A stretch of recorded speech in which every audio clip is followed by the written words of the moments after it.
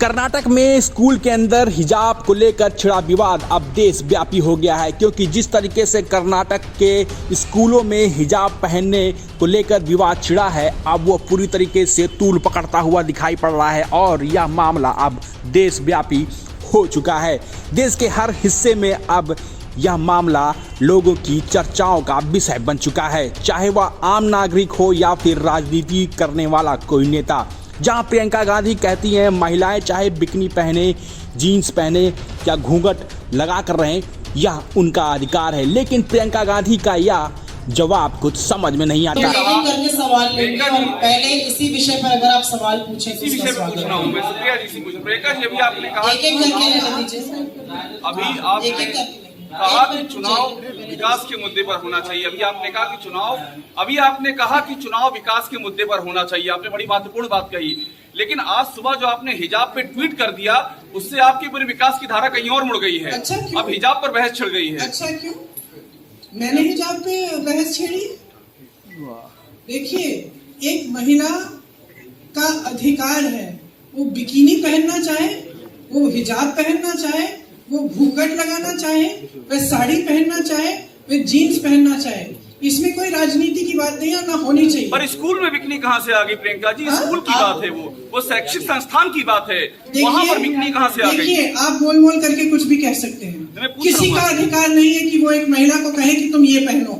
आपको मैं कह रही हूँ वो स्कार्फ उतारो, स्कार्फ उतारो। मैं स्कूल में नहीं हूँ, मैं प्रेस कॉन्फ्रेंस में हूँ आपकी। आप जहाँ भी हो, मुझे क्या अधिकार है आपको ये कहने का? नहीं है, सिंपल प्रेस कॉन्फ्रेंस। हालांकि यही मामला खत्म नहीं होता है, अब यह मामला पूरी तरीके से तूल पकड़ता हुआ दिखाई पड़ रहा है। हिंदू नेता भी इसमें अब खुलकर सामने आ रहे हैं और अपनी बात रख रहे हैं।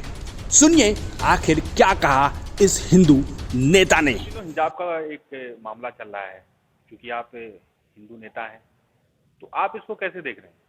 देखिए, आप मुझसे ऐसे न पूछिए कि हिंदू नेता या वैसी कोई बात नहीं है। आप ऐसे पूछिए कि इस देश में कानून से आबद्ध एक नागरिक की हैसियत से क्या कह सकते हैं। देखिए, इस टाइप की जो मांग होती हैं ये बहुत ही अनुचित हैं। आज ये हिजाब को लेकर जो विवाद चल रहा है, तो मैं आज से 20 साल पहले जब हम लोग पढ़ते थे तो ये सब इतनी चीजें नहीं होती थी, वो हिजाब पर और ये सब नहीं होता था। वो होता न्यूटन का लॉ की क्रिया की प्रतिक्रिया होगी। आप हिजाब पहनकर स्कूल आए और साथ में और समुदायों के बच्चे अपने धार्मिक प्रतीकों को पहनकर चलने लगे, तो उससे समस्या ये हो जाएगी कि स्कूल जो है वो चिड़ियाघर हो जाएंगे, है ना। कि कोई हिजाब पहन के आ रहा है तो कोई भगवा गमछा बांध कर आ रहा है, तो कोई अपने पता लगा कि वो मणिपुर के किसी समुदाय के ट्राइब्स के हैं तो सर पे सींग लगा कर आने लगेंगे। और कल को फिर जैन समुदाय के लोग जो हैं कहेंगे कि हम तो दिगंबर संप्रदाय को मानने वाले, हम तो नंगे आएंगे। फिर ये प्रश्न उठेगा नहीं कि जैसे महिलाएं, ये बेटियां कह रही हैं मुस्लिमों की कि हम ड्रेस तो पहनेंगे लेकिन हम हिजाब भी पहनेंगे, है ना। तो कल को फिर दिगंबर जैन लोग कहेंगे नहीं साहब, हम तो नंगे स्कूल में आएंगे बिना कपड़े के, हम एक झोला में ड्रेस लिए रहेंगे, यूनिफॉर्म जब कहा जाएगा तो हम यूनिफॉर्म दिखा देंगे। तो ये इस प्रकार के अनुचित तर्क हैं और इनका कोई बहुत महत्व नहीं है। अभी इस टाइप की जो विवादित चीजें होती हैं वो कैसे आती हैं? अभी कुछ दिनों पहले का मामला है कि लखनऊ में या उत्तर प्रदेश में एक सिपाही ने कहा कि साहब हम मुसलमान हैं और हम सिपाही या कुछ ऐसा ही था, तो उसने कहा मुसलमान और हमको दाढ़ी रखने की इजाजत दी जाए। वो हाईकोर्ट गया इस बात को लेकर, उसको शायद सस्पेंडेड टर्मिनेट कर दिया गया था। हाईकोर्ट ने बिल्कुल अलाउ नहीं किया कि आप दाढ़ी रखकर ड्यूटी करेंगे। आपके पास अगर ऑप्शन में आप ये कहते हैं कि नहीं हम संविधान को नहीं चुनेंगे, हम सिस्टम को नहीं चुनेंगे, हम यूनिफॉर्म को नहीं चुनेंगे, हमको सरिया ज्यादा प्यारा है, हम इस्लाम को या अपने किसी धर्म को उसको हम ज्यादा फॉलो करना चाहते हैं, तो आपको तय करना पड़ेगा निष्ठा कहाँ है आपकी, कानून में निष्ठा है या आपकी अपने पर्सनल लॉज पे निष्ठा है। अगर आपको बहुत निष्ठा अपने पर्सनल लॉ पे, तो आप उसी की प्रैक्टिस करिए ना। क्यों आप स्कूल में पढ़ेंगे कि मदरसे में पढ़िए आप? भाई अगर आपको अपनी परंपराओं से, संस्कृति से बहुत ज्यादा प्यार है, इस कीमत पे भी कि देश कहाँ जाएगा, तरक्की रुक जाएगी, तो आप फिर वही फॉलो करिए। क्या जरूरत है आपको? ऐसा आप इसलिए कह रहे हैं क्योंकि इन दिनों इलेक्शन चल रहा है, इलेक्शन का माहौल है, देखिए तो आप लोग मुद्दा बनाना चाह रहे हैं। देखिए, हम क्यों मुद्दा बना रहे हैं? हाई कोर्ट कौन गया था? हम तो नहीं गए थे कि नहीं साहब हिजाब बंद कर दिया जाए। भाई मुस्लिमों की कुछ बेटियां, हमारी बेटियां हैं, वो गई कि साहब हमको हिजाब पहनना, हमारी बेटियां हैं वो गई कि साहब हमको हिजाब पहनने की हमको स्कूल में परमिशन दी जाए। हम तो नहीं गए थे, ना वो जाती ना ये मुद्दा बनता।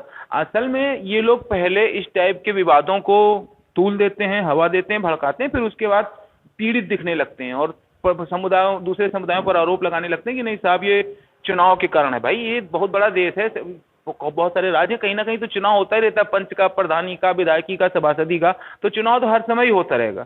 आप कोई सिपाही जाता है कि साहब हमको ड्यूटी के ड्यूरिंग ड्यूटी हमको दाढ़ी रखने दिया जाए, कोई जाएगा कि हमको स्कूल में हिजाब पहनने दिया जाए, कल को कोई और चला जाएगा कि साहब हम दिगंबर हैं हमको नंगे जाने दिया जाए स्कूल में, हमको ये परमिट किया जाए, तो ये सब नहीं हो सकता है ना।